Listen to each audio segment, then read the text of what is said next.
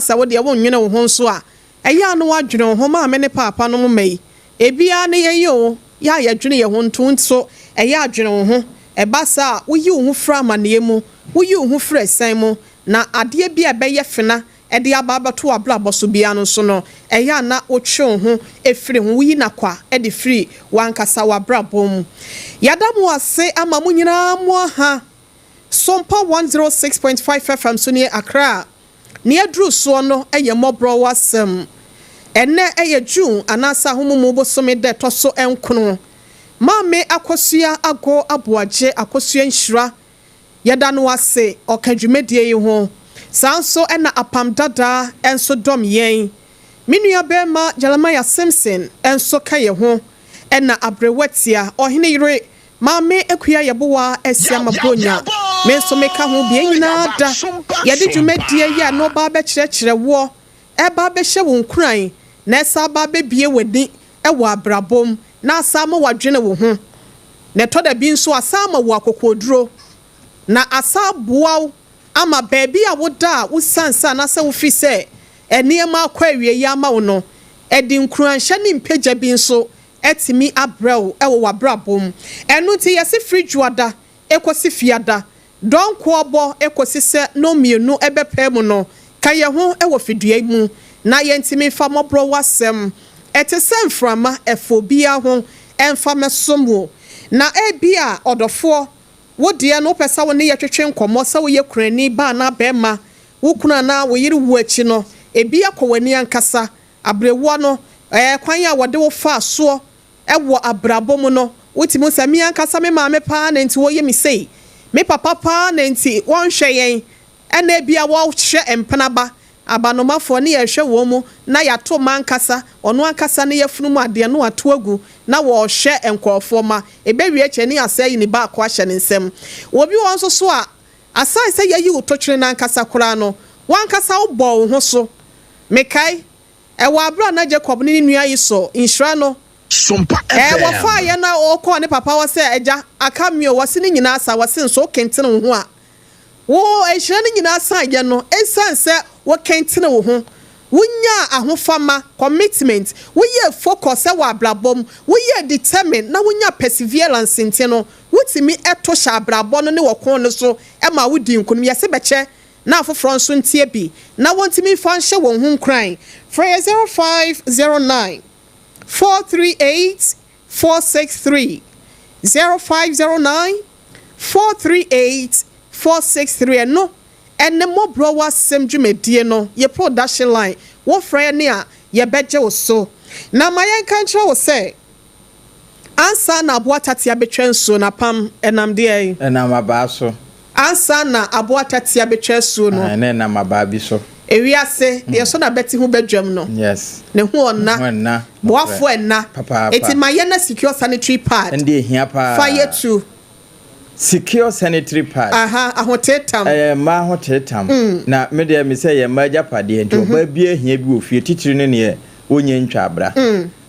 afe na wo si so si ne nyinta so secure na ye papa no be secure ne ho ye secure no wane nsebuo mu ebosom ya kwantuo mu keka wa bi anim we be sa te wo ho sa be ye secure wonderful esan say bo ho bad ye free infections ahodo mu ho ne asem no wo wie so asiesie wase wo de na nsuo white ni greenwish bi we bad odo ana se ba cent bi free mobile be siesie ho ama bibia cheche kama ewo ho na ne bo nso so efo ehyemu 12 dumienu panty liners esa eka ho na we say no eye quality per cotton ene ye dia yenti no echeche moja ne nyina 90 gel ya na akosua eka asem bia akosua jewa wase nsuo tokora mpo na wo ba you feel secure do nsuro ansuo bo sedien etese nkunkun so gu so a eda efa so nso no gu so ana nso na pa nso na bobo nkuro nkuro na desene ko perfect so enti we nso tokora na wabu nsa na namu a wonsuro hwe etifo ane kire mu ba bia ye mo bia no wonsa beka bi corner shops bia no anase store bia mo won sabeka be pharmaceutical shops ahodo ene wonom so agye atomo ena social media platforms ahodo no enso onsa ebeka bi ewo ho ato na kuma se bi ma adofo no una ma we secured say ngwase eba yesi ebika eyi enkunuma bi aka konkonte yo eti mama excellent cosmetics wono ewo edum pz kumase anasa kwada so estate taxi station ho old ASEMPA pharmacy lemo ho won sabeka no frɛ 0243 862158 0243 862158 eye mama excellent cosmetics and a secure sanitary pad wono so so agibia wasebra nene ni medidwa na bibia enkoye se be ma prostate ho nsem ne enkoye a eye end point homeopathy ehwo na wo kɔ wie wonyalewa ahodo nyina da na me se wo de yade no ene eye apobuden ye ho atenchima no kɔ no akɔgye kwa ahosan e de abafie eno ti end point homeopathy clinic say bema wo prostate no ene boa ema wawo ho nsem no kra na so mema yo nsem no ejina ne na so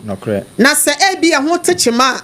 na baba yi wo how the amount what the ane sa koduru sen wase fabra na wontu ase enfama yaw ni nyina bekɔ afa premature ejaculation apam kyerem premature ejaculation eno no de sabi ya na ugina mema nyina na mu nso kogu mema nim ase wo ma nim no eyi ni sima na afi na ababe ko tu sa hwe mereba ntem na mikura makatua de ma obi ase de nyimate pa cho eho ye nkotu sa ko tutu na sa wankoma boa ukita wakatua na aba na akatua hunu erenti se ye ka premature ejaculation be ma se si ye friend si control eye ni na asiniti ase o ya no asiniti ase eye ni na asiniti ase okay si control no enti e was be ma de utimi gina so gina una sigina wonderful sigina ye utimi sigina ye enye si control ye pesi control bia aye sigina ye wo sigina so sigina ye papa what am I say ni nyina ye de ye utimi si pinel sita no end point of the clinic ene be mo watimi asisa gina ye pa no what so baby ye ade yesu Waya mame mi unia minyo mi unia minkampo obwa nikunu no kre otoma nikunu emembe jira nyankopɔ na mu ti aye yedwumbi a aye yire e ba sanso aprai no kra no timi fom she oyire ne nsam hina wo twi nso ho se ti ma no de abɔ ne nsam se prai no tro abɔ ne nsam no aye wachim ne ye afa no oprai ba sanso ane ho ha eba emani pa so ani mote oba ani mote wo fi otim se ani na wie peye ai eti yen kan for end point in fama ye kasa na wa be ma de ya no wasiesie wo ho okosina ni mu a watimi a che na onnes ana se wontini no munya de ho ahodo nyina da eyade a wosa wodwumedie no enkoye anasa obrebo no timache bia bem ebia honhunu bi ekuro bi anasa ensuro bi na agyina mu a acha wo ba end point wose enka cho se fisio ne so no oye bi wo ho apomutenete ya retene won kasa no wapom se be ya end point eno ne yetoatoa de ma toatoa ya bia ye no ho na yasa ye massage papa bi wo ho 0244 867068 0244 867068 and now 0274 234 321 end point homeopathy was a bra na bra beje wa hoto na kra se no no I'm free shall signboard and client sure Spinters road ho and na kronoma boy here kumase wonsa ebeka nti ko na kwaje wa yaresa na ya ka cho se hajia special local food se na se hajia ba hajia ginem se franka ajebo ajanya ba wanu munsu atwen wo pe atadwefo wa na de mwatede ne ya hajia special local foods enti wo so ya atede ne mesiro wanim guase na doso obekọ obi ayi ase obrimpo obi ayi ase na adofo eba enka de mo drinks kola ne snacks bi no mo nkwai obehu so asa akọfa jollof wie bi obekọ na mokonko a mu yi bo hase no mu aben hase no mu so kase pacho ho ne abrempon wonu madidibia hajia special local foods eho eni nananom wonu madidibia eho na ye frofo nyina da wode wani kire se be obetimi abeserve wo hobo ya wonu ba enu ti dwumadie bi a wudi se ye yiyo se ye nhwamudie asofo ye kanfo dia mamo eho Sunday bi no watwa wasolema no e bia breakfast bi esan se ya so ne bi wo ho aye kwa ye ni di ni nyina da se wo office anase abusua nya da bia da na mbetumi anu aduane mo nko hagea ho e bia wa ye too busy e wo adwumam wontimi no aduane weekends no fa kodan hagea wo be ye aduane kama dodo mu na de akɔhye fridge na wotwe no wa yizi wo wie ya na wo sa akɔ pese wo sua aduane no aso akɔ frɛ no e wo 0246 359921 0246 359921 and 0535484392 na wajo so anopa no nwotwe na wahyaase kopim se anwumre no nwotwe mpa mu bebo no wo ye aduane a7 no se ebia opefufuo wete bia bunabunu ya de akrante ekoto enwa anasa amane ene amane so wa ne fish salmon ni bia wo no ampacho wadwene dane ye no ni nyina benya bi reverend kwan wo ho nkate kwan wo ho abe kwan wo ho life soup wo de ope bia opewufo ni makokola mpo na de hia ne se bia de obedi o obe ne sama abe ye nkwan bia beti mokoni so bia gumu kama banku with tilapia na okro soup no so bi wo ho to serving na ope watch jollof aduane bia local ones apapransa ne o we ne nam no a uhu se we ne chinam we akoko we fish no so kra Samuel no ya no muso ne de salmon salmon okay and yes Samuel and no so ne de otimi sa wo we salmon abusia kone kwachi bia ne wo ni dwana bibia enkoye wudidi wi abede obechi wo say e yas toothpaste and yas toothbrush ye can for the amount Leicester Company Limited one de buy wo sinya bi me use total care ni bi me so me use heba okay mama yakosu ago so use white ni bi anti na ono ne se e white pa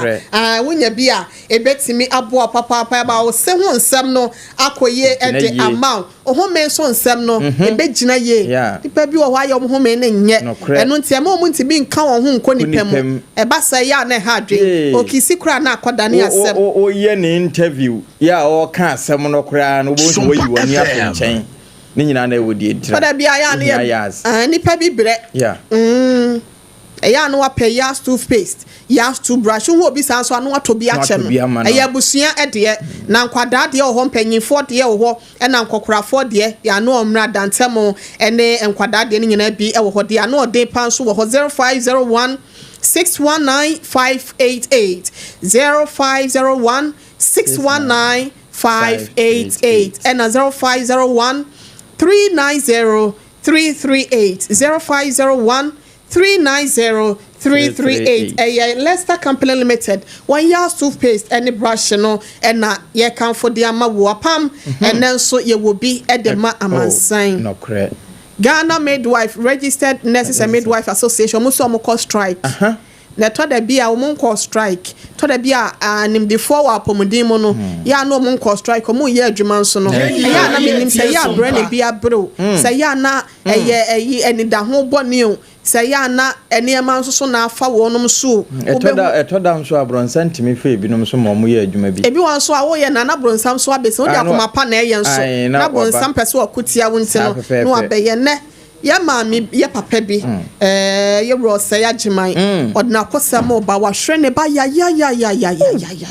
enna madia na wo se apomuden aso ye fo ye enso wanye apamansa na ye beba eno so no ye ka kire obi a wotie ye se ene kakra ye de ema wo no no matter how expensive a cup is emfa hone se de kruwa ne boarding tie it has to go under the tap se tie bia kwhye paapo ano ansana amame ka brofo so na wo katwi no okay before it can be filled with water ansana abonema so So no matter how expensive a cup is, it has to go under the tap before it can be filled with water. Apam dia na ye ka kire enipa bi ne. Last Friday, ye de assemble to wo se ye maame eraser ne pencil. Ye see awofo ene emma. Emma nya wasede te said ye awofo eye wonom no won panyin bi mu no ya won so wakokwa wan hit say eraser ya bribia pencil ye mistake a wo pepa no opepa nyina so na wo yi wonni ana wo se wo nyina be hu se wo fon no aye ketwa afi ko hu ne kra na awra ho no sa na net ye ye ka se obi anya na sede ne to da bia wa abrabo mu no wo hia ho brase ansa without humility you can go nowhere. So wo pese wo ye obenfo o pese wo ye nimdifo o pese wo ye nyansafo o pese wo ye okunini e wa abrabo mu a walk with humility. Okay, fa ho brase nante na eji atene nso tum esanse wo bro ho ase ne ye kasa e bebo number 6 ya 5:30 na wo ho enti enkan apam ye hwa de bi wa abrabo mu no nipa bi wo ho a wo fom a ye betimi de afa na nyina mu ya wadiem edem abema so bebu nkotodwa ka kire na yire so panicho ansa na obebu nkotodwa na o shekawa na o busa se o propose no kre will you marry me ho na ya na omtabu yeah pacho no yeah to da bia chopa ho den edemayen just this word say I'm sorry just 2 words you yeah betimi aka 3 words no oh yeah abbreviate na me I am sorry and I say I apologize eya na ho den edemabinom no kre me pacho we dwumemu wafom oni me pacho ka adentia officer opache wa obre ne ho ase anase na ni monyam no esote ya ka na waye kokoti pride or the ahanta ni dwe ahomaso enenam ya ulusu uluzi you won't go anywhere no correct onko baby asa one partner tene one nya tene so so antumu a nipa bia ya mfonso ma mfonso ne ba you have to learn from it na learn from it no so no na wo ye dai wo sua bibi afrimu na wadwane wo ji atene ya ka cho sa de we ya wo kire ye e be se waka say I won't do this again e de na wo nya biem ka say bia I won't do that again yes it this no and for this ma replace it with that yet said the wo mo kanwa na kwa when me basa wo nya problem so wa brabo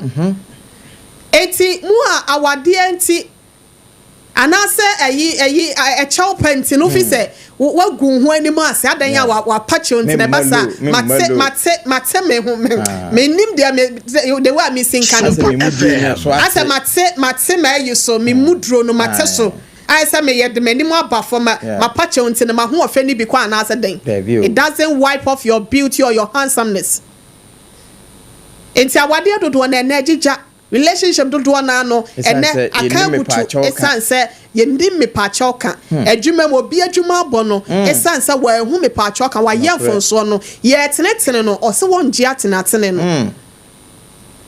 apam se wa mra wo ho ase a wo soro ahene mu kurampo no ebe ya dedi amount Bible no my quotations be pray ya pese ye bobo ba ko mienu bi so na ye koye nim sesi apam se wo hwe Matthew asempa no a etidu nwotwe no na ne sensa so no apam foforo ni mu no nya apam dada ye be ko apam dada ni mu Matthew chapter 18 verse 3 no was na oka se no kra me se mo se mo anane na mo anye se abofra muntumi nhye ne osoro ahene animu or the no credit kind truly so without humility you can't even enter heaven. No matter your kindness I be show the actual ewiase no matter when you some Christianity how we see sumu ye emfa ho no wa ho fe wa ndo ho wontimi nhye no osoro ahemman mu 84 na se nti obiara obebre ne ho ase no sa abofra yi no ono ala ne wokese kra e wo osoro ahemman mu nti sa opese wo ye kese a this all bre ho ase apam sa wo hwe Proverbs enso apam dada animu Proverbs chapter 11 ho no na menhwe ne nsensan so mienu ho no wo se ahantan ba na ni wo aba no kre hantan ba ani wo aba na wo se ahobrasiefo ena nyansa ene wontie okay ti se wo bra wo ho ase a wo hu nyansa no kre enti awie nyansa sini dan nyansa wato ne pono otiemu fra tete kwa bi a wo fra yen wa wo ya defo mo a mo ye hiafo nyina wo se mo mra na mo mra medibi nyansa aduane ya de fa mo bro wadwumedie so mo bro asem e de amaw bra begibi na fa bo ntoma no na wan kasa fa bo bra yes na obehu sampa apart from say wo ko heaven no before say wo ti asase so obekọ heaven no ubenya nimdie ubenya nyansa na ni wo ne animguase so be pale ade a enye esane afenasem ubete wo ho de afro be yina kwa emme wo ntoma dan po na nka pese aba beto wan kasa wo nipadua no apart say wo hwe James ya Yakobo ngoma no 4 no so be ka kire for no me kan ha say no kakra bi o se b no 6b no ana ma men kan 6 ni nyina akra o se na so oma adum bebremom enti na watre say onyankopon si ahantafo kwan na odum ahobrasefo you will be grace in the name of so bro ho asia amen in the name of Jesus apam ma yenko yenfa we say entwato wa ha say no 1 Peter hono 5:6 o se enti momre mo ho ase nyankopon tumi ensa no ase na wa ma mo so bra esem ti se o di ahobrase nante a onyankopon bra no obedai obema wo so de o ma ne ho so no obre na se de obre ne ho ase no o ma ne so enti fa kwasia panyinkire e wa abrabom fa kwasia e power de pa e wa abrabom fa kwasia pedaache papa e wo mpempem mu baabi a wo hye na wo ye adwuma no fa kwasia na yese wo ye no fa pet na bia papa bi fa pedaache papa bi e fa mo abrabo wa abra wo de ahobrase na wo de atenetene gie nso no e ka ho benyansafo ntie yasem no fa mo bra e betimi abo na mo watene ho nso e de afiri wo ha ho e busia yenko ensempa na nkasa ne sensan so mienu ne mu first half ne ye dia kwa kogo no yenko yewura osai agemai yene no kasa free nkranza mpopo ye mantam nkezi sompa 90.7 sompa 90.7 okay wonum kremu ho na me kan cho se takwafo nso tie ye sompa 101.1 takrade 103.3 eye sompa doma 101.3 eye sompa ena wudru tachimana 106.1 eye sompa yaje baabia adamfo pa radio France abrechima mo Paris ena obutu no so giama hofo ena fe Facebook ne so 106.5 FM Accra ena YouTube no SOMPA FM live tiawa tiatia se kokoko serious onko hefa na wanya online so online no say app na ye wo so www.sompaonline.com so ye nyina ye wo ho okay enu achi no uko tune in na ho so ena ba bia online FM stations no wo no eno so sompa won bi decoder so ya hwehwen wo ba bia FM se no wo no ho so kwa sompa FM 106.5 on sabekan yen sanso akan ye rose agemai papa mpacho yam wa ha o Mr. Sempacho tianka Ebacho na mete won kapa wona muti se papa nyame ne mpa boye honam emuye na mo nso mo de onyankopon kra wa ha ya na papa toast ne na naboaten ane abawa Sara mu nyina manfosu ya papa bi ya no wache o mu nyina amaye e wo Sompa FM why wadaroma ombete dodo na yesi arewo sembi ato wo pesa wo ne ye che adwumo wenu eda ye te edifini wura no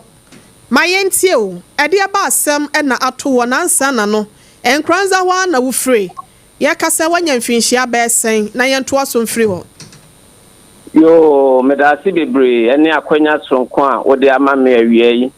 mechia wo ne wabadwafo nyina ene atiefo a wo mutie ye sa abre nyina ejoso me pacho me free nkranza ha ya paadie na de ma bedru nkranza ha okay me kromo pa ne asante be kwai okay na apaadie na de ma bedru nkranza ha me ba ha 2018 baby ane ha baby abeto bia so yempoyem enokre na enokre Abrabo na sase no se na netie woni wo yiri nyina na wo be kwai ho e na wo ba eye nkranza na mo asetena mu no se na ne enema esitie ya ba be wie sei ne fa ento aso bo ho yo mesa da wasibio in fact me free be kwai no na free na mewie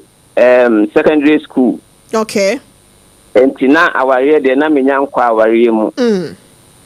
Na me ba mem ebetoa me school so mem. SOMPA FM. Enti me free ho no me call training college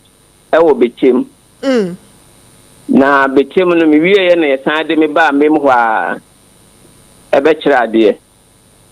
Enti mem ho na me be ware ye.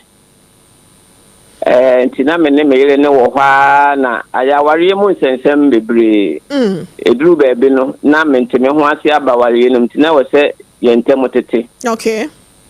Enti me san ko university wo Uniba. Enti me wie ye no na omode me ba sunyane. Ti sunyane no na mano ne nkranza. Enti eno na saa kwan no se na ma se ma beduru nkranza. Ewie oye na yese oba apomde adwumayefo bi nsa so ye kasa kwada no ato ne kon etina nanom ewonsie do sai na asem ne siti e ba ne sai nia etene se eye 2022 26 October me bay na wawie sa atam na wawie SHS ewo Sacred Heart wo insiatre enti now abefi akora no so we very very very industrious at that age you know enema ye de ahwenie ebie ni ho a wokasa wonya wonje enti wo yakola bia no woda makoma so yi papa enti every blessed day I see to say menene be kasa anopa enwumre ansana obekọ na yeso awakọ na that unfortunate day na 26 October no 2022 no anopa menene kasa yewia menene kasa enti enwumre mu ho na wosenka menene be kasa na mete se wose ne ho mfa nti wokọ hospital ewo goso enti ono maame na ebo anan ekoye omukoduru ho no na omose omohwehwe no ho nam na obehia moja enti omo edonati moja no kra bi ansa na omode emoja ni bi si ni so na that same day no na me so ade be tiama me wa appointment a wo se me konfanoche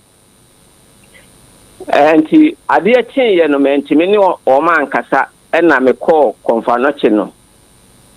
eti ade chia no pa ni nuanom kire se omo ne na di nkoma na o mabɔ ne moja ne bia nwumre na ma de chia ne ho aye ne din a ono ankasa ne si fam ko se nsu ko adwaye ko dware ye enti omo ne na di nkomo the whole day no enti awia mu be se dumienu time no na o ka kire o ma me se kom de nti won pɛ moto bi ma ne no to akoto moto na ma nanom o wie na o so on tonsuo nka ne ho wanom nsuo na wie we nyina ye nsem a ni nuanom mpanimfo no ka kire me san se me ankasa de that time na mo konfanoche enti mentimi ni na ni sa nkita ho no enti obi bi sa se na konfanoche o appointment o kwa koye de ben me ni aba mabenya eni ade kakra okay na so kwaji aya hwe me se me kwaji aya hwe wo ho okay sa da na wo se me so me ko okay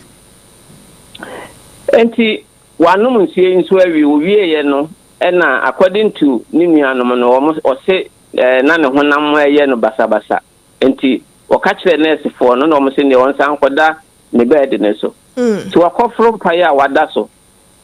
na ofre ma me se asa de ne honam nsisi ne ye nti won san ma nurse fo no me fe no mo ba ye no mo se obehia oxygen na asa ne home no enye enti obenya oxygen a ewosen kamo eho no munyi bia entempa no yewo hospital ba ko a eben pa hwidiem eye Roman for hospital eho de wokọ ha o mo services no nyese me ya advert ama wo mo anka ombetimi ahwe ne yie musimu ni oxygen wo ho enso man refer akola no ekire ebo be no mienu no na musimu de ne be kosunyane sunyane nso a manfa na nko doctor na se nurse ni ne beka se obehia oxygen no doctor ma doctor ne be hwe na doctor ne se ne ho men ne se de esi ye na je se man support. Okay. Enti support no ama monso a man refer no na me bise mo ayeti asema doctor na no wo hwe na that time ne kan ye ne se empempi no so mo short oxygen no mo refer ni pan patient ne de ne ko eye fidie mu ho a eya na fidie mu fo ne sere wo mo se a whole regional hospital no wo mu ni oxygen le mum a sebe district officer hospital even eya nkra dia no yempo yetimi procure oxygen na regional hospital mu amu ni bi enti sa dia ho no omo mpese omo di patient bia be ko ho on that course why na cancer asem we according to me man no omo say a doctor na wo ho no ene cancer asem no na doctor no go so government hospital asem ne ye ken me pa cho ane na hospital na ne dia na ya ban dia me chese wodwene ho a wonti ase ensem a ekoso wo Ghana ha no aban dia doctor de wo de wadwuma na wo ya ka de bi wo na won san kan enipa ne hia ba bi o mo wono na o mo sire o mo de se hospital na ya aban dia ba bi a obenya bi no nanka wa refer no wo ho nanka wo ko anyame adawro mampo na district bia wo ambulance a wo de ne kwante petrol mpo na enimu a ene patient na kwan a na busiafo be fa so mbe procure petrol na diesel ama na ode na the nearest no enka sebe on de ke betu ho anamom the doctor esan say wono no je say wono ni pen mo nyam nti wan refer me bana anko fidie mu ho ono so asunyane so a watwere letter ne da ho enso wan fa ama ambulance enso amfa kola na anko nti from that time to o'clock na me pa cho to bo ase wa ha senom wan kasa aseja no wutimi confronte doctor ne bisa ne sa asem say no watenti no ye no kresa wutimi yesa me pa cho sa na mo no de me ntu so this one ye beka say America na me ye beka say alleged say oba na ekan ye enti ba wan kasa no nso wantimi ankwanko bisa mi ankasa de me nko ho esan ebufu a asem ni si ye na ahye me munti na me nim de me kɔ ho a wan hwe ye besi okay enti mantimi man kɔ ho na o satra letter samo fanko sunyane so a omo ken ya ambulance wo se eba no so a o ma ambulance no so a me fa kola na nko enti akora ne da hwa close to 6 hours ena me ma no efre me se o ma te se wo free 6 hours akwada no yamfa ne nko sunyane yamfa na nko ena oda wo be don hwiri be nsia satam na wo yire na tene ho na ho na wo ne ho me yire ena na wo ne ho ada nti na ono so so request say won ma ne kwan no fa akwada ne nko na onje letter no referral letter ne nka ho nko toda minia ba OHENEYERE unim se ne ma bi no ma se misitie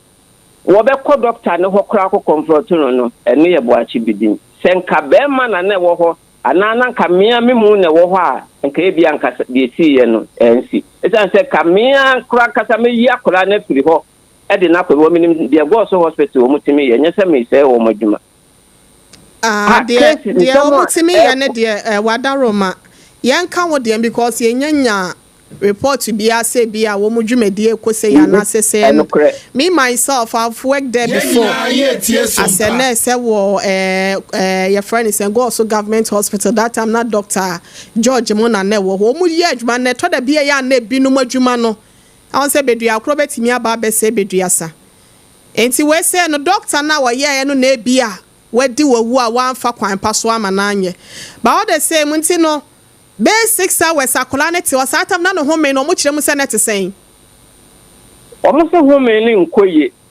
enti nanka obehia sa support no na a stabilize the condition no na o mo ntimi antu sa na mo no ana akura ne da ho saa more than 6 hours na ofre mu wuye ansa na wo free mu. Wow. Satam na ukita mobile phone omo anka ankyere wo say akwada na wose ye de ne free one asa wo hia support oxygen ama still an order so eda ho a nka betimi etu anamo bi say bia nka wonni ho kora no nka betimi aye bibi. In fact nia etie ne say edu time me te ya me flow ma me phone sa na edum ena nipa minim no hospital won so me friend sa me nya no asem ni si ya chi ansa na me nya no na de o ka kire me ni say enye sa oxygen no at a point in time sakura wo ho na policy bi wo say they should reserve 30% for special people within the district. Oh, nipa na onim ni wo hospital no so ye adwuma wo ho. Ono so ye adwuma wo ho. And was say na ensan ekra but 30% of that oxygen no mo using wo ho no. E was so mo reserve for special people mo district ni mu. Ta pepe. Special people like him for na mo ya special na him for na ordinary apam. OHENEYERE Sebi kafrache ni kwan se me ka kire wonim Ghana ha se ya create classes bi wa ha se asemo enti sa classes no ana sa class of people no na ebi ne ba ya na omubusu ni ne ba na ebi ba ne ba ya dia e ko benya oxygen ni bi ama akora na at that particular moment no be san se sebe ni papa ni bi wanye obi ya ni mu no nti na adwuma wa ye teaching adwuma ye sebe ye teacher for there ye mu ye nti enti obi a anhwe no enti tatam na oxygen ni bi wo ho ye 30% of almost stock no na available as at that time but when you special on sa class ne ho enti wo say ye hwe ne sa ema wo e san se nipa bibiri na ewu hospital nyon ko ana o ba be wu hospital ho onye last onye first na onye last so we dia yanka se nua be ma professor Bochi o se yanka nche o se ka from ayakwa wate me pa cho ma ejiso ma deniso asem na se awie akwada na free mu oda so da ya sabia ho anamo wa wututu aso ene sen.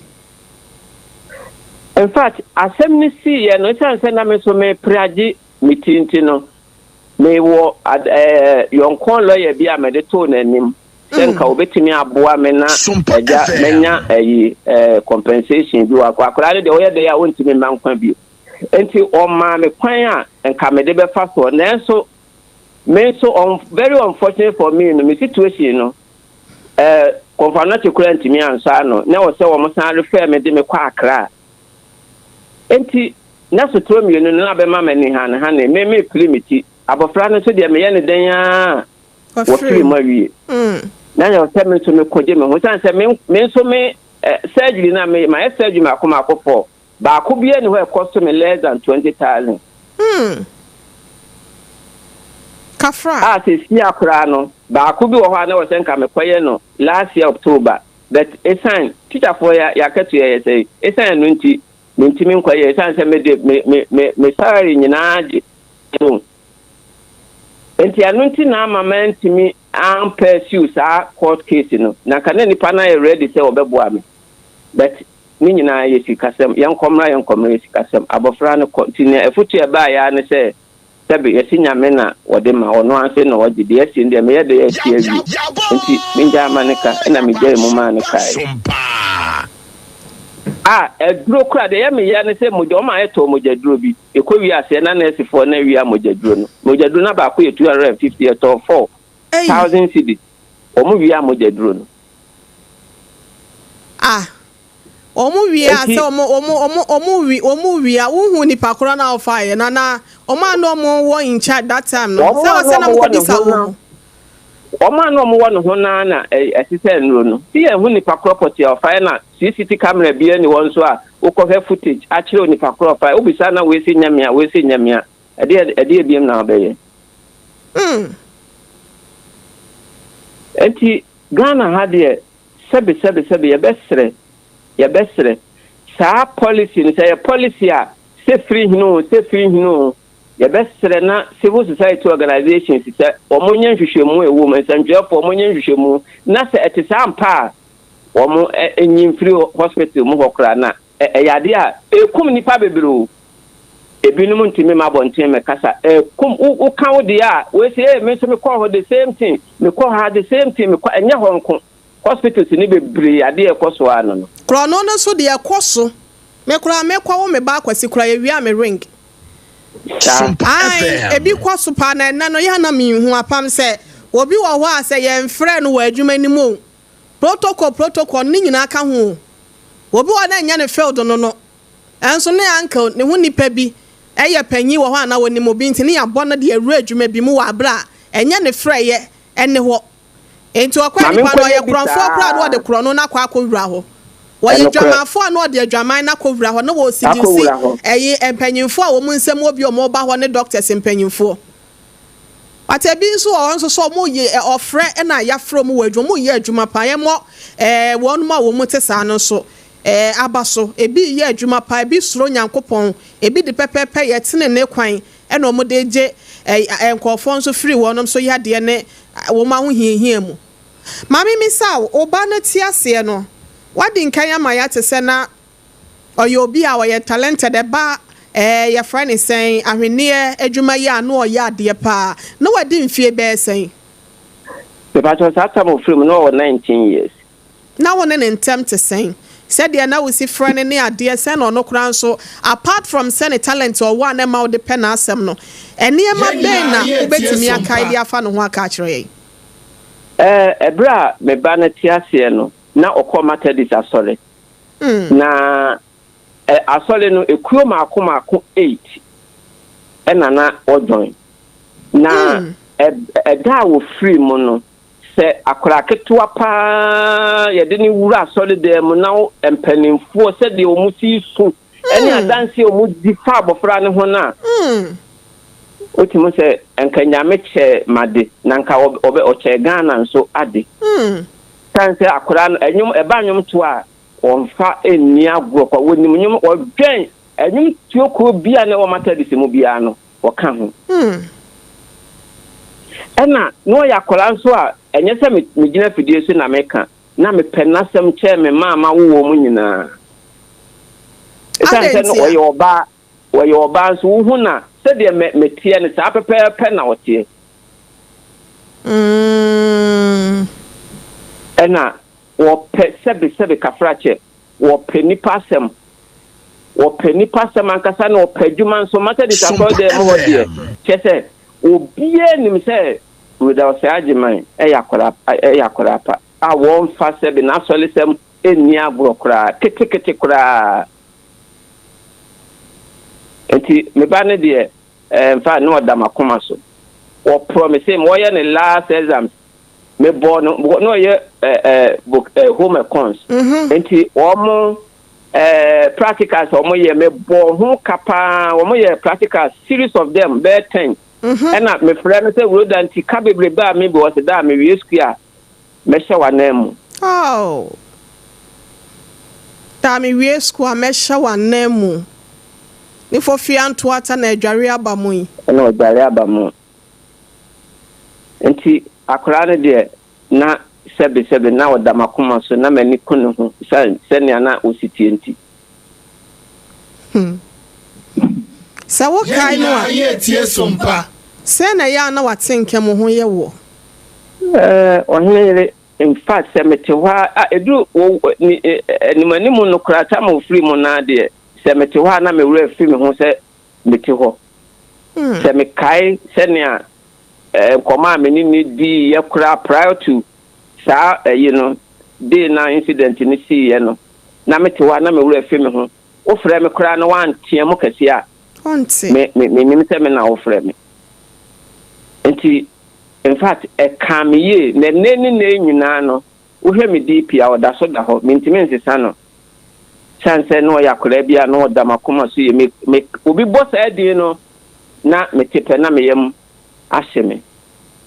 semeti wodi na semini nkomo bia na se ne ho asem besi mitirima na mafiri me nipa yem enti tem bia no se menye bibia e wo se meti radio na radio no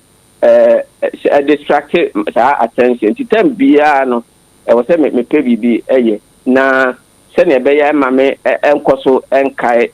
se de na me si ne tie no sanse wo hwa me ti se to de bi wo kwa me wo ase de wo no ofre me no mini voice pa to da me ti e wo me masom da na me chamani wo a me ti me jeso roda so me chamani no na bibi say ni what what in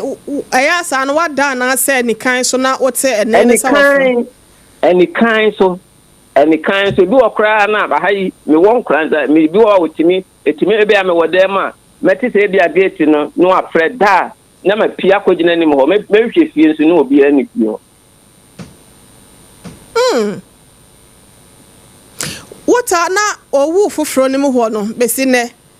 na what aso ne ho da ya na sa what aso ne ho da ye da ya nkasa pa de me nso ne ho da be mete ne voice na mete onyi ne ho adi nso nkyere wo onyi ne ho adi nkyere me ne voice nko a ne voice de mete ne voice every now and then mete ne voice kafra no monso kakra na ye ba sese e betoa ye nkomobo ne so ye ba sese abusia MWHO asem edwumadie na wasuguso a wotie no ye ne yewura agiman na etwetwe nkomo free nkranza ne doba roda ose agiman ya no oda na koma so wa free mu ya wo doctors ensa no yentie we say emra sese ye ba ye betoa nkomo twetwe ne so Kweku, minim so why she. Me cry man nane. Now so ebony show one basso. MgsmåBORۿ Ebony condoms comes in different flavors and available in all pharmacies, chemical shops, over-the-counter shops, and pubs. For bulk purchases, contact 055-230-0075. Ebony condoms, Ghana's most pleasurable condoms. Make it worth it. We got peppermint, strawberry, vanilla, chocolate. We got peppermint, strawberry, vanilla, chocolate. And all the view is a condom. The condom mulia then it's not on, but double dosu got as a condom. Hajia special local foods abakade enye aduane ne aduane o ye wa aduane ne ye wa aduane enye nwanwa se Ghana ha ahemfo eyi akese word na akese party akese se wo pe baabi a wo be serve wo ma wo ho se ye buffet ene wo mo ye se ye local continental dishes a wo bi atwa nani a Hajia special local foods e wo hacho atomic kwan no so ho no de ntie fre ne local foods ne se enye wo mo ye aduane a na wo mo atentam tomatoes apro meko apro jena apro garlic apro no de aye aduane se eya abontine aduane edi yenye ne bisa dabi Hajia suro nyame etinye nwanwa se Ghana ha etitire se ministries agencies akese eyi ahemfo na nanom ahema mo wo mo tenase no wo mo si ye bedidi ye didi eziban ye didi a wo mo se momfra Hajia special local foods efise hono ena aduane no ekoyie Ghana ha ba bia wo mo timi serve Hajia special local food pese wo fra eye 024-63-59921 024-63-59921 and answer 059-479-7215 059-479-7215 for not with them Hajia enono yene ya papa ya okasa free nkranza Mr. Osei Ajiman na ne nkomo twetwe ne ba ya wanya mfinhye dunkuno e wo se oyare edna ko hospital doctors ya hu se wa ne hu moja awinti ya ma ne moja afei ne hu ye wasa akwati ato e wo ne yade animu ama chese nya se wa hwe ase ne mu wasa akwa na chi se yade na sa akeka ne hu biem Doctor Abase e wasi ye man support oxygen ye man bi na ne ho meni ntimi nseso a eno aya man oxygen mu ni bi eno so aya man anko ba bi e wose won sabeka bi di ama no na yamana dawa almost 6 hours akura no etina na no mo nsiedo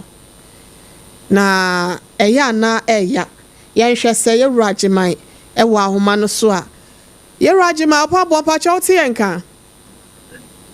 pacho meto nka pa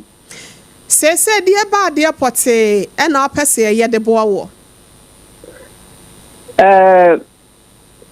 madaroma asemo eto me nya sure se me nko ana ebi ato me FM enti kakra meka ne se madaroma munye enhwehwemu pa wo kwan a hospitals no wo mo fa so e procure eye oxygen sebe tememfo bi koduru ho a ya na ye se oxygen no ebi ni ho na ama nipa hwria na nipa efrim ni hwria na nipa hwere wo mo nkwa no se manson edie meka se metwe akora ne ho manson a sebe kaprache metwe aban ubesi de na one aban atwe manson then so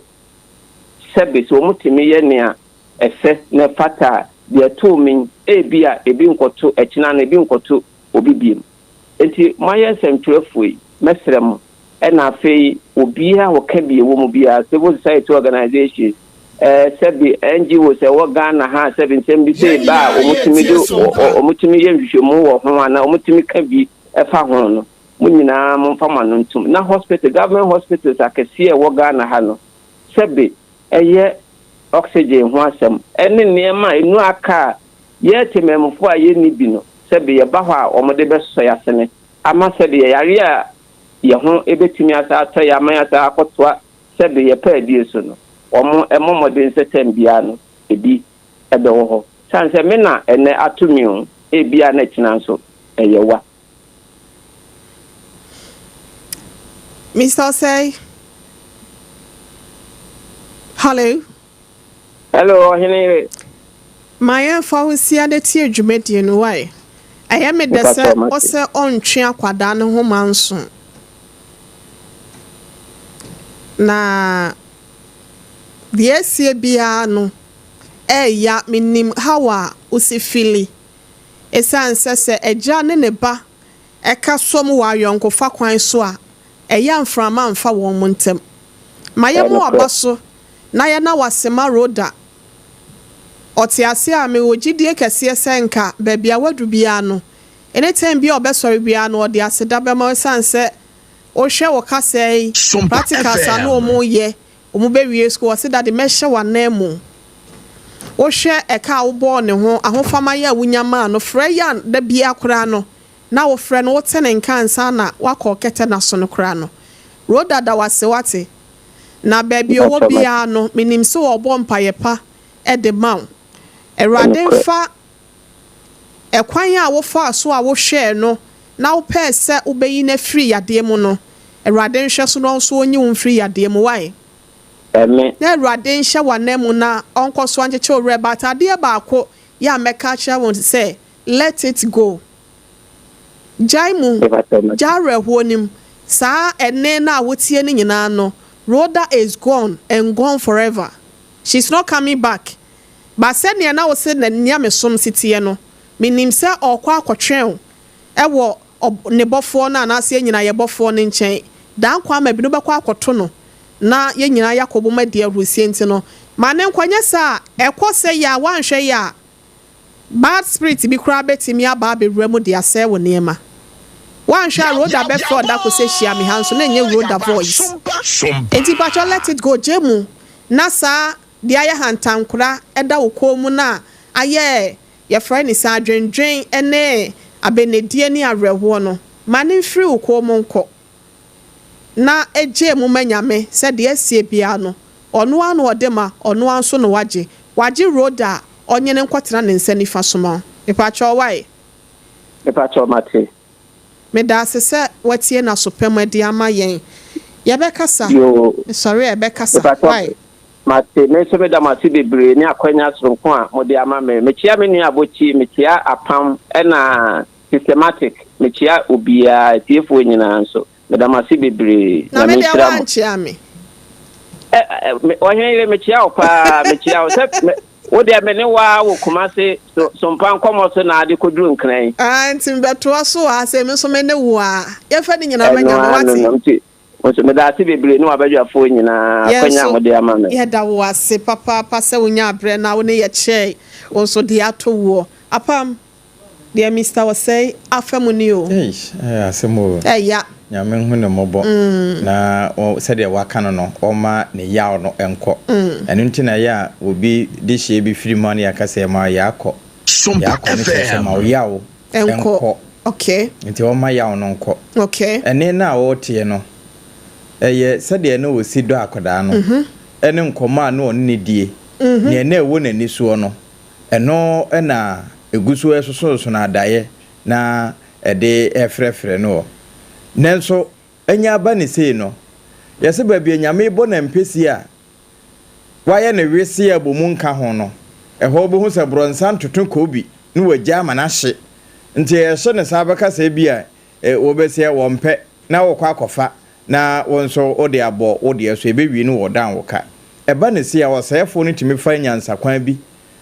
ede sankatani mu ne ne no kra no efa bronsanne so ede ba betata wa be hunahuna eje wo niema papa bi ede kobone enti wo ma sa ya no nyina mfiri ne mu se eye roda na ekasa ampa ya wo mrafie mi hu sampa wonkoi wote ase na mo mi de meka se enye roda esansa na ano Yesu kura kan bi se sama wo hoi woni dompe kasa ni mu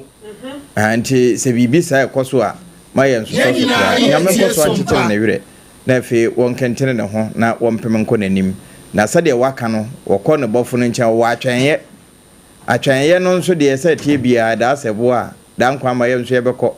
na ye nyina kobom akwa kodide nti wonyi ya no mfiri ne mu okay nyame nchekere na wire esum eni twaka eni twaka bia sanso na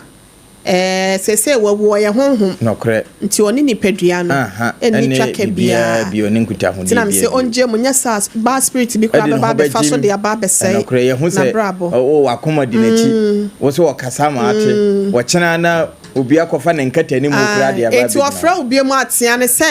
free me so na kwaji wa home no onko akire din ebusia mayaba akwa na so bra mu bi sansa MWHO asem ye ne wa ena edie ubetimi afra 0260 mami we ya wa boss yi ebi hihye binom ho wo mu ntimi ma meka na pam nurse fo ni bi nso so ne midwife fo no apomudi aso ye fo no ya obi ba wa ho mitiem nti no ni ahodi oni kekenti o mu wia no mu njai na da komedi medi ene man na obetoto pasa da ko be kwakofo bi ayemfa na ade ekoso dodo enokre wotimi de wade bia so obukọ bekọ no beba no enka ho in charge say nyam na mba ho ubisa we ya we sinyam ya ubisa we ya we sisemi hu ye na wo hu se mframa bo na ebo a de ya na etande no wo tetena fam afanya abeda wonti no enibra abasa no ebinom nso kora da na wo hu dua buru ni nya na esefoa munya dokotafo bi kura no mo ne na mu patient for kora timi obi akwaja asa na okoje obi amna kwaje yi no kora timi de ote ya afo hu bi kura timi kokoyo sa. But at that time, I think, sir, your security in so near betimi ayi remove emiabi etesa. But so de obi nso so yenka wen chretefo anasa ahwefo. What do we need bi kwa hospital? Mo woni nko no ho. All right to say wo hu ade kora e ha no. Yeah. All right to say bi sansem enye santrefo nko ade bi sansem.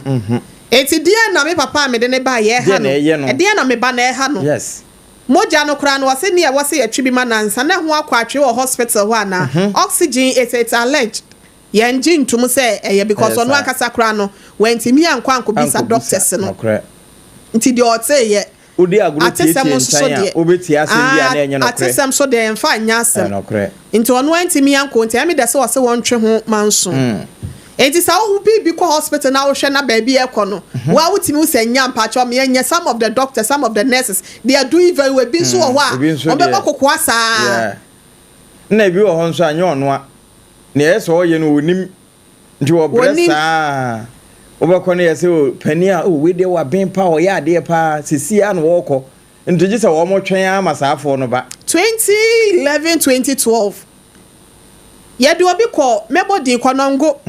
onye accident okay yɛde ne kɔɔyɛ me ne me kunu na yɛde ne kɔɔyɛ ne guys bi yɛhu ne ho me na anyɛ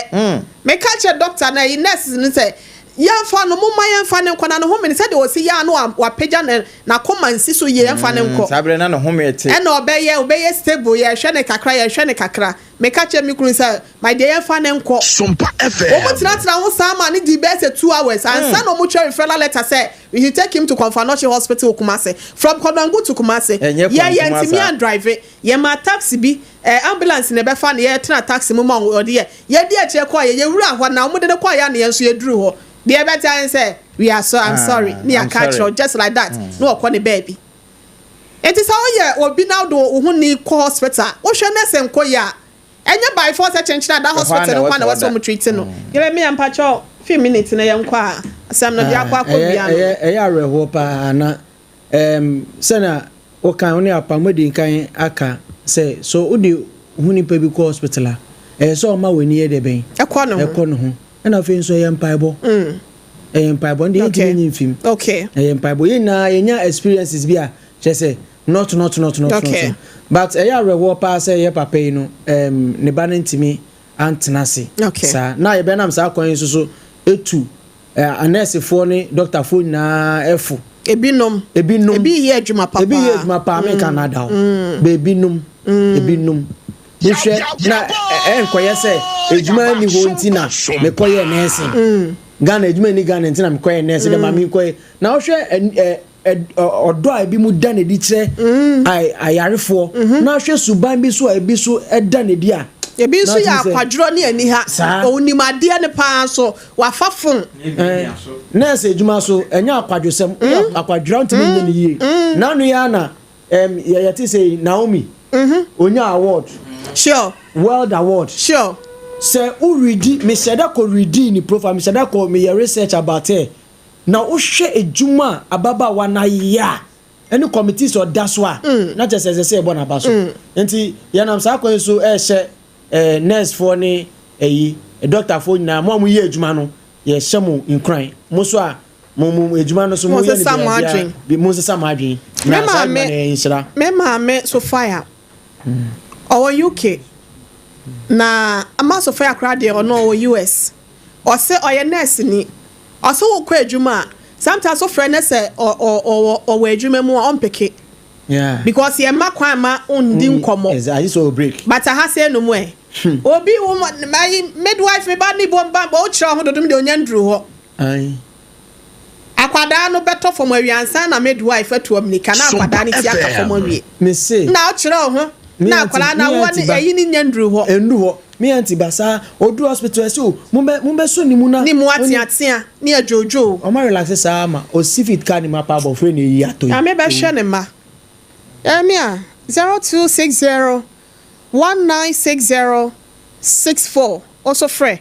na de yede atodwa no de o kafa ho no 0260 196064 and 0260 196065 0260 196065 and now says 0260 196064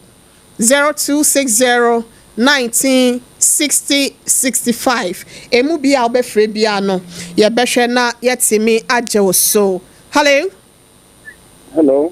Pacho, good afternoon Odi ni baby akase fresh wo fra fidie no ma ne nkasa fa phone nim hello Pacho yetie o SOMPA Pacho ai ya jo so papa yetie SOMPA yeah that's it okay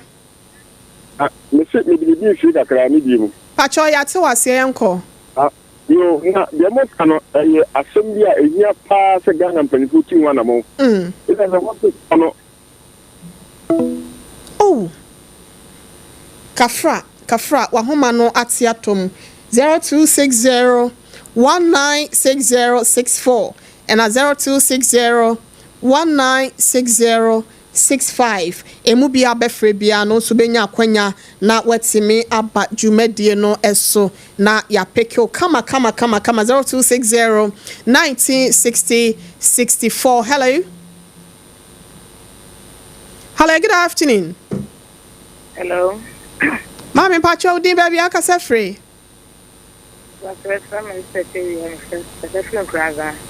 And Kranza is that area man so kakra ma ene ntie wa. Ai ma won so kakra yetie o. Yete wonka. SOMPA FM. Hello. Yete wonka about area ma yentie o why? Anima we budi bi adini pen. O Kranza obra me ko. Ekwa na ma wa yempu etrade no na na sini abeso matwe amana twe eti ekwa ngwa ka se dia etrade na ti bia ko fe dia problem ba ka bia bla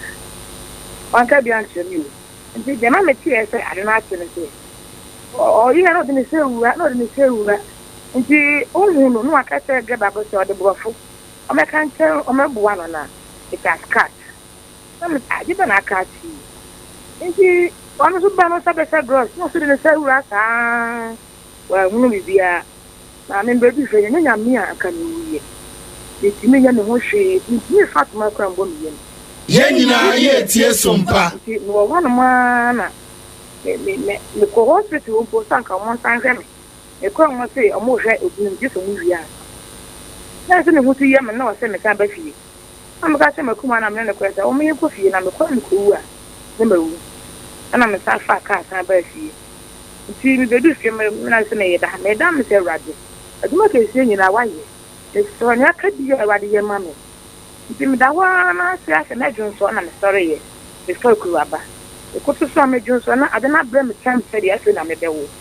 They show me an Adelaide Piaba. A Piaba to whole thing. No, you couldn't want I'm friend or be fair. I have found hospital. I'm here. With the energy, Yakopa, Madonna, Pavia, with the Yenja and Manenka, and a jack of final push to do. Policy. And they are not funding in fact, you might demand training. Now, up to this girl, you wouldn't call me work. The time saying your dear man, the Yakopa, I come here. What I want to know. Mate, a bedding come actually. Why? Yada sese onso ofre ye pa apam nya sem keto yeli onso bra so na yen kwa yanim. Hello, good afternoon me do fudi baby akasa free yo your friend Ernest me kasa free Kranza Ernest mpacho ma yentie o yo no kwasem na mo kan no nurse fo no bebri adwuma nsani omo ya homaso ahantan ni dwe ntina bebri so nya kunu mu ntume ho no because of womo akwan omo nam so nti nkanka ne womo wo maternity ayi ho no e bi agi awo no be kai se me yire ekwa akwo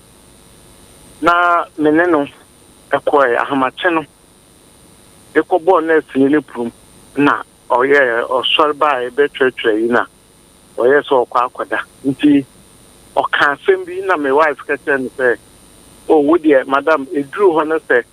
wodi wuntumi prum ba ba gema wo na me yire kasa di agbo nti abapo sharam sa manen ko he maami bi kodru ho no ma nezufu bi ani ho na maami bre na menen kakra. Nasa minchawa no onso say e de bia wo wani wo hopen. Ya wo de awo mani wo hopen. Ya be fro wate. Yo. Ya be fro na asem we de. O ka se wo de akira. E ya asem o. Obi a owo no owo na ina sini ke kana wo ha be na me ami peda nto bed so. Ma owo ye nti bi disa na sinjo o ma me mop na me fam pepa ensu ni ade agu for ma afi de o me so ni nyai mate ya be shada na ya fro na wansem na bi wom ye be di hu nkomo. Hello, good afternoon. Good afternoon. Me da fu din baby akasa free. Me kasa free ashoma. Ashoma mpachoma yenti o. Masam ti wan say. Dan so no mo yesa no. Omo a eya ye force omo.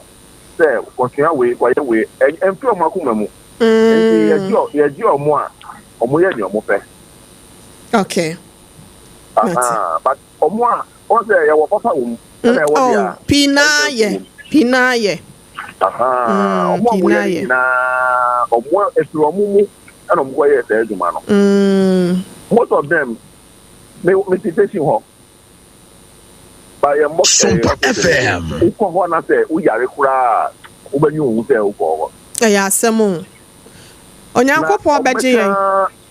Amen. Mate. Ate yɛda ase paa sɛ wo frɛ yɛ. Yɛmfa akonya iso mmɔ midwives ɛne nurses for ya mo nso mo yɛ adwuma pa no Onyankopɔn kɔso enhira mo na de mo yɛ ɛde ma nipa no ɔnyɛ saa ɛmfa ɛmama me na me anti comfort secretary fa wo ho yɛ dai clinic ɛhɔ na no ɔyɛ adwuma ɛna wakɔ na ho megye mo anti babia wo bi Onyankopɔn kɔso enhira na wonto nkwa na mu mame wo ne wo ma ne nyina sister ne mama ne kwame Erade ema mo nyi kira ahoden ne apomden sade wo si yema afoforo ewo bra na wo ye adwuma no Onyankopɔn hwɛ so no fa MWHO kɛse ne adom kɛse ento so na wo ma wontena se ewo apomden kwan so emfa ema yabusua ahase nom ne yede dwumade ne nyina esie ne asɔre adwa so ama professor Dela Abochi wa betena se prof Abochi ene de asɛm ode bade ensɛm no dɔso wantie bia wa ye wo ho the man with the magical voice with integrity wisdom knowledge the esi asiankasa what the for golden country dwumade no eba beto amo so medi de OHENEYERE MAAME YEBOAA ASIAMA ABREWATIA MAAME na systematic process say and afemi ame ba guesting social media handles no wonom na hwe ya wode etwa efa wasan so and Jeremiah Samson so ye beda no aso kadwumedie enho apam dada no a menua beman enso kan ye ho and afemi MAAME akosua agwo aboaje akosua nhira enso ebo ye chidom ema yetimi ede ensemi MWHO ASEM ebesom wo social media handles no Facebook YouTube MWHO BORGH nyina yeda mo ase na wo pesa wo ne yedi nkomo a ye production line no 0509 438 463 0509 438 463 0509 438 463 wo frɛ a komo pesa ne yedi bia no ye ne obedi na bibia nso atimi akoye yakra munyina abusuafo